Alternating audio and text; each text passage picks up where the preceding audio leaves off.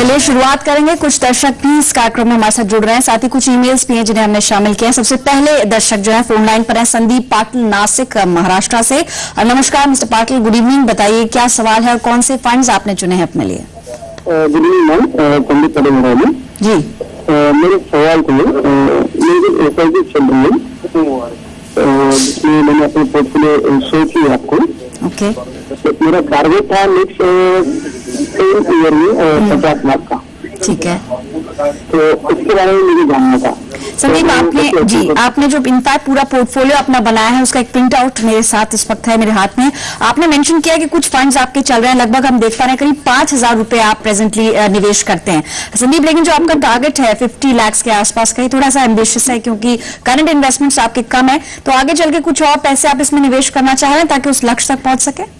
जी बिल्कुल, आप मुझे एडवाइस कीजिए ना कि मैं कितना कर पाऊंगा, कितना करना जरूरी है मुझे गोल अचीव करने के लिए। ऑलराइट संदीप, आपने अपने बारे में जैसे बताया 31 इयर्स आपकी उम्र है। बलवंत साहब जो हमारे आज के एक्सपर्ट हैं उनसे जानते हैं कि इस उम्र में थोड़ा रिस्क लिया जा सकता है, और क्योंकि इनके जो लक्ष्य है यानी कि जो इनका टारगेट इन्होंने रखा है अगले 10 साल के अंदर 50 से 60 लाख का, इसको अचीव करने के लिए कितने और रकम की जरूरत होगी अगर SIP के थ्रू ही आगे बढ़े? बलवंत साहब, फंड्स के बारे में आपकी क्या राय है जो इनका मौजूदा पोर्टफोलियो है संदीप का, और आगे चल के कौन से और फंड शामिल कर सकते हैं?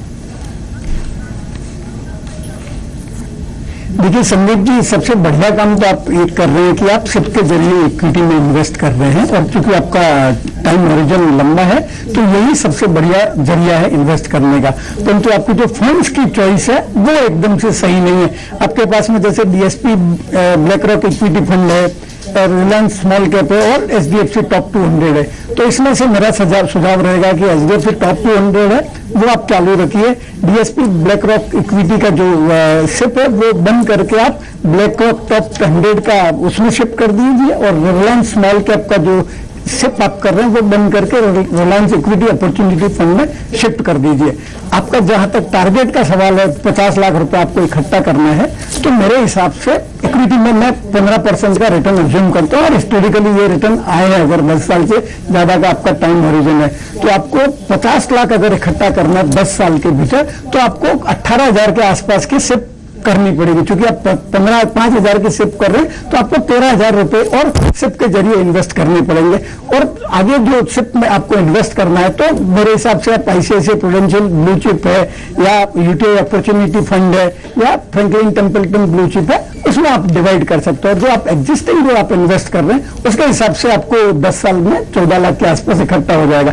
एक मेरा सुझाव ये भी रहेगा कि एक बार आपने कोई भी फंड या कोई भी स्कीम शुरू कर दी तो आप जरूरी नहीं उसमें लगातार इन्वेस्ट करें। आप अपना जो इन्वेस्टमेंट है उसको रेगुलरली मॉनिटर करते रहिए, और कम से कम मतलब प्रेफरेबली 3 महीने में एक बार करना चाहिए, पर कम से कम 1 साल में आप उसको रिव्यू करिए और आप देखिए कि आपका जो फंड है वो आपका जो बेंचमार्क है और उनका पीयर है उनको मीट कर रहा है कि नहीं कर रहा है। अगर उनसे कम परफॉर्म कर रहा है तो आपको जो आपका इन्वेस्टमेंट है वो शिफ्ट करना जरूरी रहेगा। तो संदीप, एक बात का खास ख्याल रखें, अब मॉनिटर करने का अर्थ ये नहीं कि आप रोज उसकी NAV चेक करें, लेकिन जैसे कि हमारे एक्सपर्ट ने बताया कि आप हर 6 महीने में या 1 साल में एक बार अपना जो लक्ष्य आपने सेट किया उसको भी रिव्यू करते रहें, क्योंकि समय के साथ साथ आपके गोल्स बदल सकते हैं। इसलिए जो कुछ फंड्स आपको बताए गए हैं वो एक रिकमेंडेशन है, लेकिन अल्टीमेटली आपको देखना होगा कि क्या आपका लक्ष्य है, कितना आप जोखिम ले सकते हैं और कितने पैसे आप निवेश कर सकते हैं। मौजूदा निवेश काफी कम पड़ेगा, इसलिए आगे चल के अगर 10% के हिसाब से भी देखा जाए करीब 24,000 रुपए की SIP होनी चाहिए, और अगर 15% रिटर्न भी आप एक्सपेक्ट कर रहे हैं 10 साल की अवधि में तो भी 18,000 की रकम आपको जमा करनी होगी। चलिए बढ़ेंगे आगे। कुछ सवाल ईमेल के जरिए हैं।